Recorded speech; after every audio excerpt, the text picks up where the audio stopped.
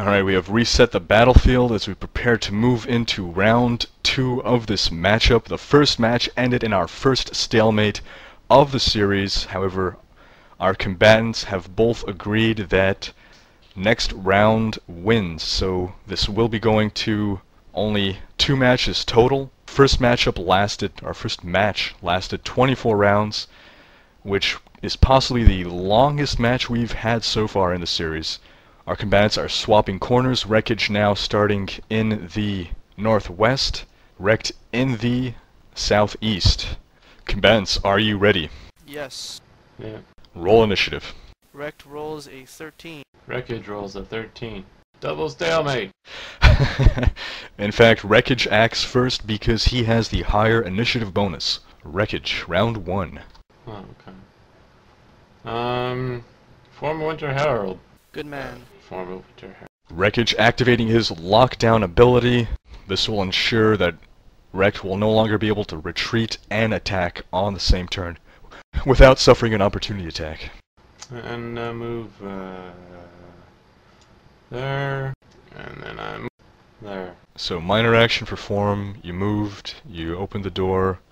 There was a door there? Yep. Oh, whoops. What kind of action was that? Minor action to open the door, and then you'll be done. Okay, so I opened the door. Rhekd. I cast Bless on myself, Both combatants opening up with buffs. and I move there. Round 2, Rekoj. I move.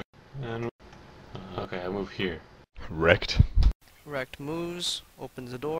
I open the door. Yay, I can see. Round 3, Rekoj. Rekoj moves here, and then he moves here. Then he does a jig, picks his nose, and ends his turn. Rhekd. Rhekd moves a little bit, and that's pretty much it. Round 4, Rekoj. Rekoj moves here, he poops in the corner, then he moves away from it. Rhekd. Rhekd readies a secret flame in the event that he sees Rekoj coming into range. Round 5, Rekoj. Okay, Rekoj moves around here, and then he moves here, and then he thinks about that poop he just had, and he ends his turn. Rhekd. Same thing. Round 6, Rekoj. Over. Rhekd. Same thing. Round 7, Rekoj. Over. Our combatants are waiting themselves out, clearly waiting for something to happen, obviously the battlefield to begin to contract. Rhekd. Rhekd or Rekoj? Because I just said that I was letting go. Yeah, Rekoj said over. Right? Doug? Same. Yeah, I'm basically gonna end turns until the battlefield closes in. So Rhekd, you maintain your ready to action. Yeah, absolutely. Round 8, Rekoj. Over. Rhekd. Over. And the battlefield begins to contract.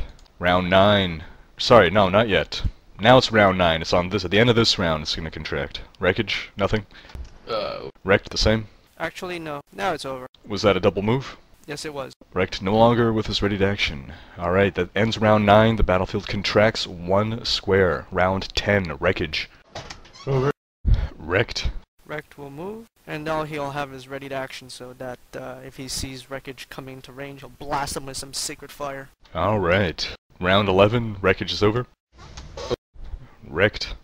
Rhekd really has no idea where the hell that Goliath is staying, so he's gonna stand where he is because he knows he's pretty safe, and he's gonna be ready to blast some flame at him. Round 11 ends, round 12 begins, and we have yet to see any action. Our combatants have not seen each other yet.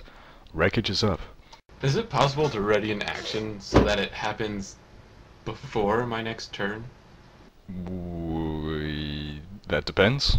Like, I want to do a minor action. I mean, a ready to action is supposed to happen before your next turn, yeah. So, yeah. yeah. But, like, I want to make it so that it happens after his turn. So basically, I'm doing a minor action. Do you want to just delay your turn? I can do that? If you want, you can just lower your initiative. Tempting. But for now, over. Rhekd. Huh. Rhekd moves. Interesting. Is he maintaining his ready to action? So Rhekd continues to stand at the ready. The battlefield continues to contract. Round 13, Rekoj. Alright, that seems small enough. Rekoj, in an awesome minor action, throws open the doors! Rekoj opens the door and sees Rhekd standing right there, ready to bull rush him. Rhekd, take your ready to action. Aww. So Rhekd charges forward, but doesn't manage to bull rush Rekoj. His ready action was to charge me? Yep. I got so excited when I saw him next to the pit, and I was like, no. Because 3 minus 2... 3 minus 1 is 2. So the situation as it stands, we have Rekoj in a room with double doors, and the collapsing wall is just 3 squares away from him. And Rhekd is now standing in front of Rekoj, blocking his way out of that room. Rekoj did a minor action, so he still has a move and a standard. I can't shift diagonally, eh? Not from where you are. You cannot shift here nor there. You could shift there, if that's what you meant by diagonal. No, I meant right below Rhekd. No, because the door acts as a corner here. Well, I shall simply smack him with a strength of stone. And in fact, Rhekd is now within Rekoj's form of Winter's Herald aura. Rhekd can no longer shift. What was that attack, Doug? Oh, sorry. Strength of stone attack, 28 versus AC, 9 damage. Rekoj takes Rhekd down to 29 out of 38 hit points. Instead of my move, can I do another minor action and open the other door next to me? That you can. Rekoj opens the other door, widening this passage. As the battlefield continues to contract behind him, now only 10 feet away. Round 14, Rhekd. Rhekd closes both doors. So that's 2 minor actions to close both doors. You still have a standard. And I ready. Rekoj. Shift down. Open the door. Rekoj opens the door, and that triggers Rhekd's ready to action, so Rhekd immediately closes the door. Seriously? Open the door again? Rekoj opens the door. Was his ready to action to close that door? We don't know. Cheap. How much moving am I allowed to do now? You have a full move action. And a standard action after that? Nope, because you've done 2 actions. So you have 1 action left. Well, I'll just move there. Rekoj now safely out of the room. Battlefield continues to contract. Round 15, Rhekd. Rhekd double moves across. You mean single and moves? takes yeah, single moves across and takes the So that attacks of provokes an opportunity attack. Rekoj, dig into him. 22 versus AC, 10 damage. Rhekd down to 19 out of 38. And then Rhekd tries to push Rekoj back into the room. Another bull rush attempt. Yes, rolls a 24. Rhekd pushes Rekoj back into the room and still has a minor action to spare. I close the frickin' door. This is definitely the most interesting battle of the series. Rekoj is now within a 10-foot by 10-foot room, which will soon become a 5-foot by 10-foot room. Does Rhekd do anything else? I'll spend my action point. Are you passing me a note? Dave has passed me a note, and I have read it. Cheap. Okay, Rekoj opens the door. Rekoj opens the door to find Rhekd standing in his way. Thundering Ram Assault? Ooh, nice. That'll get him out of your way. 25 versus AC, 7 damage. That bashes Rhekd down to 12 hit points. And pushes him how many squares? Con modifier of 3, minus 1, because he's a dwarf, so 2. So Rhekd would be there, right? What about the difficult terrain issue, though? No, it ignores difficult terrain. However, that triggers Rhekd's ready to action, and Rhekd goes and moves in front of the door. Yeah. Are you kidding me? I have a minor and a move, right? You minored to open the door, but you have a move left. Which you can convert to a minor, if you wish to. What was his, ready to action? He did it. Once you pushed him back, he what were the moved back in front of the door. I don't have to tell you that. Well, it happened already. It's not going to make a difference. Yeah, you can't ready more than 1 action, so you don't have to worry about him doing anything else. No, I was just curious as to what led him to... Dave's being smarter than I expect from Dave. I look forward to our next paintball match. So I do turn my whatever action into opening the other door. Rekoj opens the other door. And I use my action. Okay. So can I shift diagonally Now you can, yes, now that the door is open. to there? Rekoj has shifted to safety, out of that 10 by 10 room, which is about to become 5 by 10. That's feet, by the way, not squares. I just did the move. That's all. The battlefield continues to contract. Round 16, Rhekd. Yeah. The room is now a 5 by 10 closet, a walk-in closet. Rhekd moves. That will provoke. And Rhekd is sitting on 12 hit points. 21 versus AC, 10 damage. Rhekd down to 2 hit points. This is do or die for Rhekd. Rhekd tries to push the Goliath back into the room. Rhekd going for the bull rush again, knowing this is his only chance of winning, that he cannot win in a straight-up melee attack. He rolls a 19. Rhekd pushes the Goliath back into the closet, but both doors are open. Rhekd down to a minor action to save his life. Yeah. I closed the southern door. Rhekd trying desperately to keep Rekoj inside this closet. As we move to Rekoj's turn, he needs to get out of that closet or he is dead. Open the door and move? Wait, can he just kill me on this turn? Wait, he wins, no? Yeah, but I'm not gonna risk missing the attack.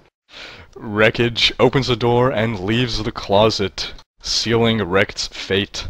And strength of stone attack. 25 versus AC, 12 damage. Rekoj slays Rhekd and moves on to the grand finals where he will face Coltaine. This was by far the most interesting matchup we've seen. Both players trying to outsmart each other. I wasn't trying to outsmart him. Dumbest matchup. That's only because you did not expect me to do what I did. True. It's like, you know, I don't expect squirrels to open screen doors. Well, Nick, I'll see you next week for the final game. Yes, well done. You deserve it. Unless you prefer Doug playing versus you. It would be interesting, no? Brother versus brother finale? I've done my time against Nick. I'd rather see him I'd rather both of us share the opportunity of crushing you. It's funny because that battle was about as down to the wire as you can get without involving hit points. I mean, Rekoj did not take a single point of damage, yet he came pretty close to dying. If Rhekd just had one extra action... Well, if he had an extra action, I would have had an extra action. I just meant if Rhekd hadn't spent his action point doing whatever he had previously done, and he was able to spend it there. That was freaking hilarious. Visit the blog at dnd-d.com for exclusive DM commentary on this week's matchup. Don't forget to place your bets on the Grand Finals matchup, Coltaine, the Human Warlord, versus Rekoj, the Goliath Warden. Leave a comment here stating who you are betting on and how much you are betting. If this is your first time betting, you have 100 gold pieces to bet with. If you've bet before, your current total is in the text description below. After the Grand Finals matchup, the viewer with the most gold in the bank will have an NPC named after them in the Drogans' second adventure, which will begin right after the tourney. Coltaine versus Rekoj is the match we've all been waiting for. Based on the way you folks have been betting, most of us have expected that the tournament would come down to a clash of these two battle titans. Melee leader versus melee defender. Normally, these two archetypes fight alongside each other on the battlefield, but in this fantasy matchup, we're putting them on opposite sides. In terms of hit points and armor class, Rekoj and Coltaine are roughly evenly matched. Rekoj has a higher capacity to deal damage, but Coltaine has a higher capacity to heal. Coltaine's major advantage going into this battle is the 3 extra healing surges he'll be able to use relative to Rekoj. Rekoj's form of Winter's Herald power, which creates an aura of difficult terrain around him and allowed him to destroy Autumn and Rhekd, will be less effective against Coltaine, who has little reason to retreat from melee. However, the aura does limit Coltaine's options, and when your options are limited, you become predictable, and Rekoj will be controlling the flow of the battle.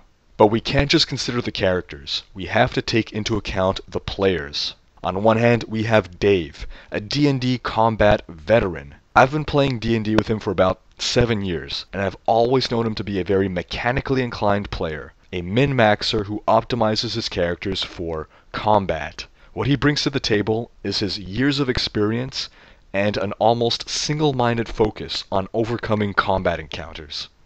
On the other hand, we have Nick, a relative neophyte to D&D. Dungeons & Drogons was his first campaign, so he's been playing for around 2 years now. However, he has been very quick to pick up the rules and learn optimal combat tactics. He's a more well-rounded D&D player than Dave, meaning he lacks the expertise that comes with focus. However, his broader perspective may just allow him to think outside the box and surprise Dave. Ladies and gentlemen, place your bets.